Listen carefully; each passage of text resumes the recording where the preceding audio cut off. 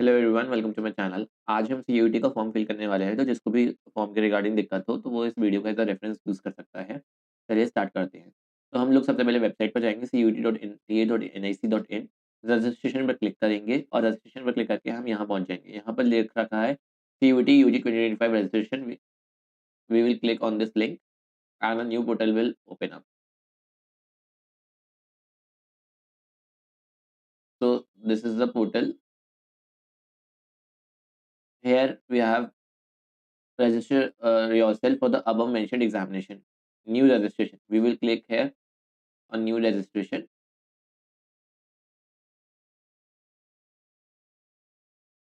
As we click on this,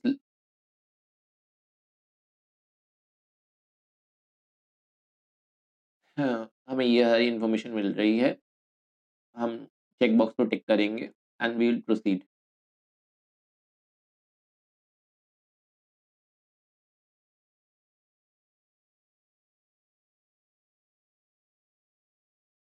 जैसे ही हम proceed पर क्लिक करेंगे वैसे ही हमारे पास ये अपना फॉर्म आ जाएगा। हम फॉर्म को फिल कर लेंगे एंड आगे बढ़ते हैं। मैं एक काम करता हूँ, मैं जल्दी से फॉर्म फिल कर लेता हूँ, फिर आपसे मिलता हूँ। मैंने यहाँ पर अपनी डिटेल्स एंटर कर दी हैं। अपना नाम लिख दिया है, फादर का नेम, मदर का नेम, कुछ भी ऐसे रैंडम ले लिया, डेट ऑफ बर्थ एक रैंडम ले ली है, जेंडर एंड देन उसके बाद डिटेल्स को कंफर्म किया है, देन उसके बाद एड्रेस मेंशन कर दिया है। कोई भी रैंडम एड्रेस ले लिया है एक, आप अपना एड्रेस एंटर कर सकते हो उसमें। देन उसके बाद आपको अपना कम्युनिकेशन एड्रेस एंटर करना है, वो मैं एंटर करता हूँ और उसके बाद हम लोग करेंगे अपना ओटीपी एंटर। ठीक है? हाँ जी, तो मैंने जो है अपने कॉन्टैक्ट डिटेल्स एंटर कर दिए थे। देन उसके बाद मैंने क्योंकि मेरा प्रेज़ेंट एड्रेस और मेरा कम्युनिकेशन एड्रेस दोनों अभी के लिए सेम है, तो मैंने यहाँ पे क्लिक कर दिया परमानेंट एड्रेस के लिए। अगर आपका प्रेज़ेंट एड्रेस और परमानेंट एड्रेस दोनों अलग-अलग हैं, तो आप वो ऑप्ट कर सकते हैं। ठीक है? देन उसके बाद आपको पासवर्ड चूज़ करना था, तो मैंने एक पासवर्ड एंटर कर दिया। देन एक सिक्योरिटी क्वेश्चन आया था, तो मैंने उसमें फेवरेट कलर जो है as a security question enter कर दिया, देन उसका आंसर लिख दिया। देन हमें आपका कैप्चा एंटर करना है, तो वो मैं एंटर कर देता हूँ। ये सब करने के बाद हम लोग करेंगे सबमिट। ठीक है? फॉर्म हमारे को इस तरीके का देखने को मिलेगा। ये पूरा फॉर्म आ चुका है हमारा। यहाँ पे पूछा जा रहा है कि पर्टिकुलर्स टू बी वेरिफाइड, पहले हमें वेरीफाई करना है, तो मैंने अपना name, gender, father name, address, आपको एक-एक चीज़ चेक कर लेनी है कि आपका वेरिफाइड है या नहीं, क्योंकि अगर आप एक बार इसे रजिस्टर कर लेंगे तो उसके बाद आप एडिट नहीं कर सकते। तो प्लीज़ ऐसे क्रॉस चेक कर लेना। अपने 10th की मार्क्स उन्होंने क्लियरली मेंशन किया हुआ है, 10th की मार्किंग जो मार्कशीट है उसके अकॉर्डिंग ही आपको डिटेल्स एंटर करनी है। तो सारी आप डिटेल्स एंटर कर लेंगे। आप सारी डिटेल्स को क्रॉस वेरीफाई कर लेंगे एंड देन इस डिक्लेरेशन बॉक्स को टिक कर देंगे। अगर आपका कोई भी दिक्कत आ गई है फॉर्म फिल करने में, तो आप इसे एडिट रजिस्ट्रेशन फॉर्म से एडिट कर सकते हैं अपनी डिटेल्स को।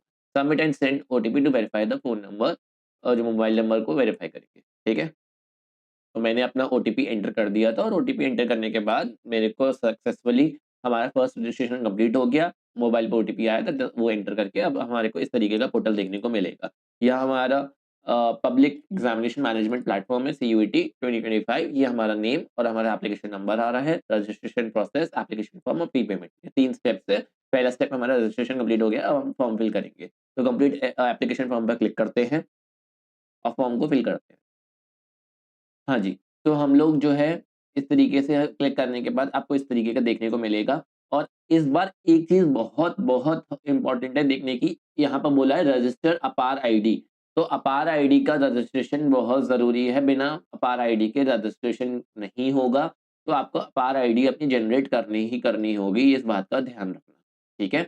अपार आईडी के बिना नहीं होगा। अपार आईडी के लिए आप जो है ABC academic bank of credits में आप आरआईडी जनरेट कर सकते हैं और आधार से लिंक होके आपका आरआईडी जनरेट हो जाती है। 2 मिनट लगते हैं बस कर इस प्रोसेस में। इससे आप अपनी आरआईडी जनरेट कर सकते हो। ठीक है? अगर आपको उसमें भी कोई दिक्कत है तो मुझे बता देना, मैं उस पर भी वीडियो बना दूँगा। तो हम रजिस्टर पर्सनल डिटेल्स पर क्लिक करते हैं और आगे का रजिस्ट्रेशन को प्रोसीड करते हैं। क्लिक करने के बाद हमारे को इस तरीके का पोर्टल मिलेगा। पहला है register personal details. Personal details registration में हम लोग अपना ये सारी डिटेल्स तो पहले ही आ रही थी। हमें अपनी कैटेगरी एंटर करनी है, तो कैटेगरी एंटर कर ली। डिसेबिलिटी की डिटेल्स एंटर करनी है। देन उसके बाद अदर डिटेल्स में एंटर करना है, डायबिटिक हो या नहीं, प्लेस ऑफ रेसिडेंस कैसी है, फैमिली इनकम क्या है, माइनॉरिटी स्टेटस क्या है, सर्विसमैन या डिफेंस पर्सनल के वार्ड हो, एनसीसी कोटा, स्पोर्ट्स कोटा, आप अपने अकॉर्डिंग चीज़ों को फिल कर सकते हैं, कैप्चा एंटर करेंगे और सेव एंड नेक्स्ट करेंगे इसमें, ठीक है? जो भी स्कैम और जो भी डॉक्यूमेंट्स फॉर्ज कर लेते हैं, उनके लिए इस बार एनटी काफ़ी स्ट्रिक्ट है, तो उसने पहले ही पूछ लिया है कि identify type details to choose identity, तो आप अपना कोई भी आइडेंटिटी कार्ड इसमें से चूज़ कर सकते हैं, जो भी आपके पास हो। बी इट पैन कार्ड और आधार कार्ड, सबके पास आधार कार्ड तो होता ही है, तो मैंने आधार कार्ड चूज़ कर लिया। आधार कार्ड चूज़ कर लीजिए या फिर आपको जो भी डॉक्यूमेंट चूज़ करने हैं, वो कर लीजिए। देन उसके बाद अपना आपको voluntary agree to share my Aadhaar number, आपको इसको क्लिक करना है, देन आपके आधार अकाउंट से लिंक हो जाएगा, ठीक है? और इसमें क्लियरली मेंशन्ड है कि system will not allow you to change it. आपको अपना आधार नंबर एंटर करना है, कंफर्म करना है एंड देन आपके अकाउंट से ये लिंक हो जाएगा सीयूटी 2025। ओके? आपको अपना आधार नंबर एंटर करके कंफर्म कर लेना और कैप्चा एंटर करना। और इसमें साफ-साफ लिखा हुआ है system will not allow you to change name after the Aadhaar card authentication. Please ensure to check the details and then proceed further. ठीक है? तो इसे अच्छे से देख लेना, आधार कार्ड की डिटेल्स मिसमैच नहीं होनी चाहिए। ओके? चलिए स्टार्ट करते हैं आगे की चीज़ें। मैंने अपनी डिटेल्स एंटर कर ली है आधार कार्ड की और कैप्चा भी एंटर कर लिया, सबमिट एंड नेक्स्ट पर क्लिक करेंगे। अब वो पूछ रहा है डू यू हैव अपार आईडी? आपके पास अपार आईडी है? अगर येस क्लिक पर क्लिक करेंगे तो आपको, अगर येस पे मैंने क्लिक किया तो सबमिट करूँगा। अगर नो पर क्लिक करा हुआ तो भी मेरे को सबमिट करना है, उसके अकॉर्डिंग आप देख लेना आपके पास है या नहीं। तो मेरे पास है तो मैं उसके लिए येस पर क्लिक कर देता हूँ, येस, और सबमिट कर देता हूँ। ओके? इस तरीके का मैंने क्योंकि येस पे क्लिक किया तो अब वो मेरे से अपार आईडी माँग रहा है, तो मैं अपनी अपार आईडी यहाँ पे एंटर कर देता हूँ और प्रोसीड करता हूँ कैप्चा एंटर करने के साथ। ठीक है? मैंने अपनी अपार आईडी एंटर कर दी है और उसके बाद मैंने कैप्चा भी एंटर कर दिया है, अब मैं सबमिट एंड नेक्स्ट पर क्लिक करूँगा। ठीक है? अब मेरे को ये वाला पोर्टल देखने को मिल रहा है, apply for exam and select test paper. अब मेरे को सिलेक्ट करना है अपना एग्जाम, कौन-सा मेरे को देना है, सीयूटी, यूजी हो गया एंड देन मेरे को कौन-कौन से पेपर्स के लिए अपीयर करना है। तो इसके लिए आप लोग जिस भी यूनिवर्सिटी में या जिस भी कोर्स के लिए अप्लाई करना चाहते हो, उस कोर्स के लिए क्या-क्या टेस्ट पेपर्स माँगे गए हैं, वो आपके रिस्पेक्टिव वेबसाइट्स पर दे रखा होगा। अगर आप यूनिवर्सिटी ऑफ दिल्ली से अपना करना चाहते हो कोई कोर्स परस्यू, तो आपको यूनिवर्सिटी ऑफ दिल्ली के अलग से पोर्टल पर भी रजिस्ट्रेशन करना पड़ेगा। वो ₹250 का रजिस्ट्रेशन होता है, वो भी आपको करना पड़ेगा। पोर्टल अभी लाइव नहीं हुआ है उनका, या फिर स्टेट यूनिवर्सिटीज़ या सेंट्रल यूनिवर्सिटीज़, हर यूनिवर्सिटी का अपना पोर्टल होता है। ये इस पोर्टल पर रजिस्ट्रेशन करने के बाद भी वहाँ पर भी रजिस्ट्रेशन करना होता है। तो एक यहाँ पर रजिस्ट्रेशन करने से काम खत्म नहीं होगा। काफ़ी लोग ये गलती कर देंगे कि वो मेन यूनिवर्सिटी के पोर्टल पर रजिस्टर ही नहीं करेंगे। तो कोई भी कोर्स हो तो उसके लिए आपको जो है टेस्ट पेपर्स चूज़ करने पड़ेंगे। तो जैसे कि अगर मुझे केमिस्ट्री का कोर्स करना है तो उसके लिए इंग्लिश का एग्ज़ाम देना है एंड देन पीसीएम का पेपर देना है। जो भी आपका हो, केमिस्ट्री का डोमेन सब्जेक्ट हो गया। मुझे नहीं पता कि आपका कौन-सा पेपर होता है कि, और देन उसके बाद आपके फिज़िक्स हो गया। उस यूनिवर्सिटी के उस कोर्स में क्या-क्या क्राइटेरिया है, कौन-कौन से पेपर्स माँगे गए हैं, वो देखा जाएगा। ठीक है? केमिस्ट्री हो गया, देन उसमें आ गया फिज़िक्स एंड देन उसके बाद आ गया उसमें मैथमेटिक्स। ये 3 आपके सब्जेक्ट हो गए और देन आपका एक 4th हो गया इंग्लिश। जैसे मैंने तो एक रैंडम चूज़ कर लिया। जो भी आपका रहा हो, वो आप अपने देख सकते हैं कि आपको कौन-कौन से जो है आपके सब्जेक्ट्स हैं उस पर्टिकुलर उसमें। ठीक है? जैसे कि देखो, यूनिवर्सिटी ऑफ दिल्ली है, तो यूनिवर्सिटी ऑफ दिल्ली का ये वेबसाइट है। यहाँ पे अभी एडमिशन 2025-26 में पीजी एडमिशन्स के लिए पोर्टल लाइव हो गया है, लेकिन अभी यूजी के लिए 2024 ही दिखा रहा है। तो इसलिए जैसे ही यूजी के लिए लाइव हो जाएगा पोर्टल, वैसे ही आपको इसमें से दिखने को मिल जाएगा। यहाँ पे सब कुछ लिखा हुआ है। बुलेटिन ऑफ इन्फॉर्मेशन वगैरह सब कुछ लिखा हुआ है, कैलेंडर वगैरह सब कुछ दिया हुआ है, तो यहाँ से आप जो है देख सकते हो, है ना? और यहाँ पर रजिस्ट्रेशन करना भी मैंडेटरी है, तो यहाँ से रजिस्ट्रेशन भी कर सकते हो। ओके? यहाँ हमारे को एग्ज़ाम चूज़ करना है, तो हम लोग पीसीएम चूज़ कर लेते हैं या पीसीबी जो भी डोमेन के आपको, तो मैंने केमिस्ट्री चूज़ कर लिया, मैंने फिज़िक्स चूज़ कर लिया, एक मैथमेटिक्स चूज़ कर लिया। ये तीनों चूज़ कर लिए, देन उसके बाद मैं क्वेश्चन पेपर का मीडियम चूज़ करूँगा। मैंने पीसीएम चूज़ कर लिया, then medium of question paper जो है, वो डोमेन सब्जेक्ट के लिए है। इंग्लिश का तो ऑब्वियसली इंग्लिश ही रहेगा। बाकी डोमेन सब्जेक्ट्स के लिए 13 लैंग्वेजेज़ में आप इंडियन लैंग्वेजेज़ में आप पेपर दे सकते हो। मैंने इंग्लिश चूज़ कर लिया है। एग्ज़ाम सेंटर की चॉइस चूज़ कर सकते हो, जैसे मैंने इसमें हमारे पास सिर्फ 3 चॉइसेस हैं, दिल्ली, हरियाणा और उत्तर प्रदेश। क्योंकि जिस हिसाब से हमने अपना सेंटर चूज़ किया था, अपनी स्टेट डाली थी, स्टेट के अकॉर्डिंग हमारे को आस-पास की 3 स्टेट्स दिखाई हैं, यूपी, हरियाणा, एनसीडी। मैं दिल्ली एनसीडी चूज़ कर लेता हूँ, पहली एग्ज़ाम सिटी दिल्ली हो गई, सेकंड में चूज़ कर लेता हूँ हरियाणा, तो हरियाणा में हमारा गुरुग्राम हो गया एंड थर्ड में चूज़ कर लेता हूँ हरियाणा में ही जो है फरीदाबाद। इस तरीके से मैंने चूज़ कर ली, फोर्थ एक चूज़ करनी है तो मैं उत्तर प्रदेश में नोएडा चूज़ कर लेता हूँ। नोएडा चूज़ कर ली, 4 तरह से हमने चूज़ कर ली, फादर्स ऑक्यूपेशन मैं चूज़ कर लेता हूँ, then father's qualification, then mother's occupation. अगर हाउसवाइफ का है तो आप उसे अदर्स चूज़ कर सकते हो, क्वालिफिकेशन, देन उसके बाद आपको कैप्चा एंटर करना है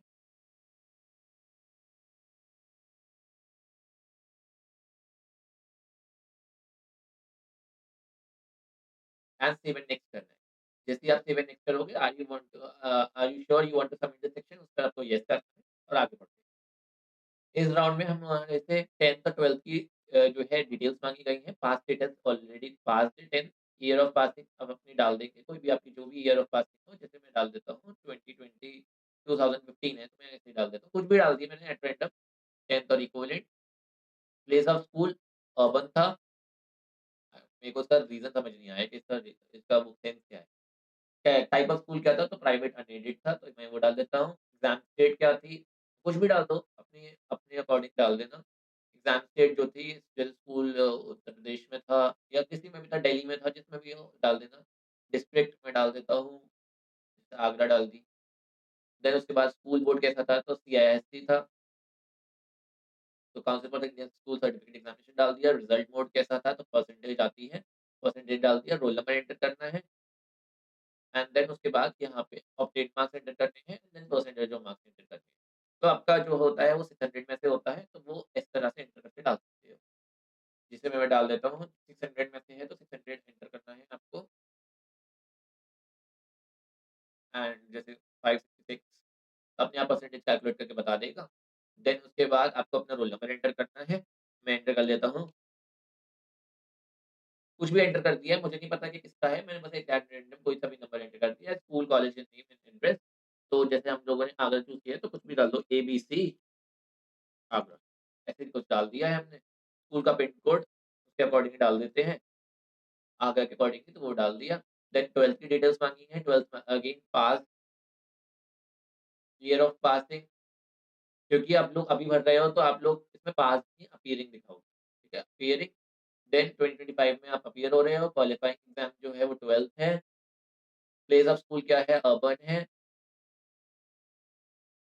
अगेन किस टाइप का है, तो प्राइवेट अनएडेड है, वो डाल देंगे। देन उसके बाद क्वालिफाइंग एग्ज़ाम स्टेट क्या है, तो जैसे हम लोगों ने 10th की डाली थी, 12th की भी वही सेम डाल देते हैं, कुछ अलग नहीं कर रहे हैं।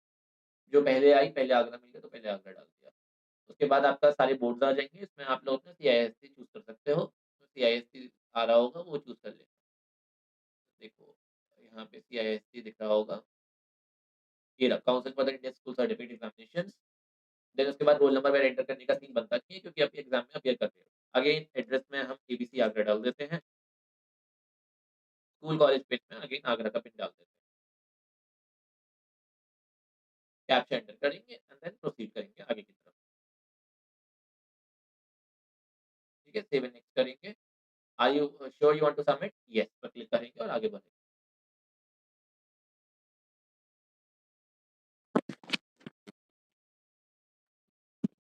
हाँ जी, तो हम लोग इस तरीके से अपना आर यू अ ट्विन इस पर नो कर देंगे, देन उसके बाद कैप्चा एंटर करेंगे एंड सेव एंड नेक्स्ट करेंगे। सबमिट करना है, येस कर देंगे।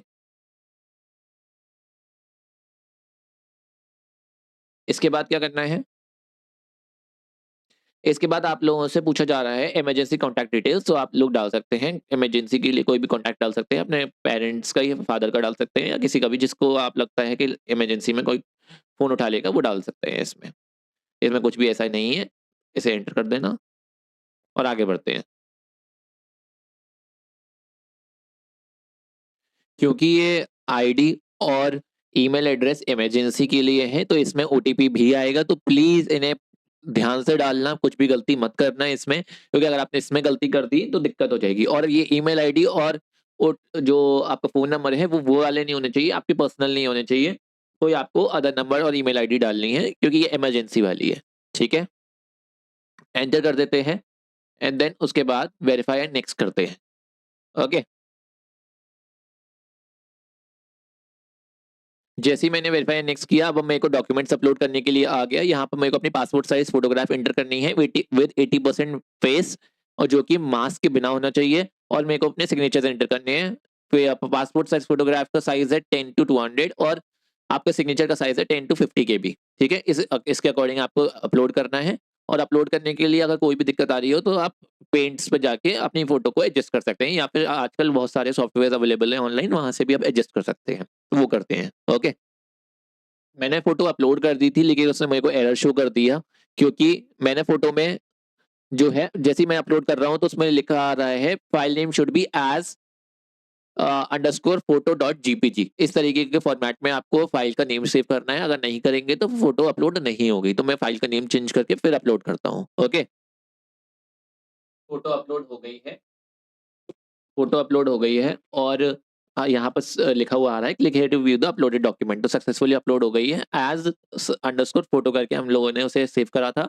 अब इसी तरीके से एज़ अंडरस्कोर सिग्नेचर करके हमारे को अपने सिग्नेचर के इमेज को जेपीजी फॉर्मेट में, जेपीईजी फॉर्मेट में सेव करना है और अपलोड करना है। ठीक है, तो वो करते हैं। इसी तरीके से हम लोग जो है अपने सिग्नेचर को भी अपलोड कर देंगे, और जैसे ही सिग्नेचर को अपलोड कर देंगे वैसे ही हम लोग फिर अपना आगे प्रोसीड करेंगे। नेक्स्ट आएगा फाइनल सबमिट। फाइनल हम सबमिट करेंगे, सारी डिटेल्स चेक करके पेमेंट ऑप्शन आएगा, पेमेंट ऑप्शन पर क्लिक करेंगे और पेमेंट कर देंगे अपना फाइनल। जैसे ही हम फाइनल पेमेंट करेंगे, इस फाइनल ऑप्शन पे क्लिक करके आपका फॉर्म सबमिट हो जाएगा। आपके पास ईमेल पर आ जाएगा कि your form has been successfully submitted, और उसके बाद आप अपने फॉर्म को डाउनलोड कर सकते हो। डाउनलोडेड फॉर्म मैं आपको दिखा देता हूँ कैसे दिखेगा। हाँ जी। जैसे ही आप जो है अपनी फ़ोटो और सिग्नेचर सबमिट कर देंगे, पेमेंट करेंगे, और पेमेंट करने के बाद आपको इस तरीके का आपको फ़ॉर्म देखने को मिलेगा। ये आपका फ़ॉर्म जनरेट हो जाएगा, आप इसे प्रिंट कर सकते हैं।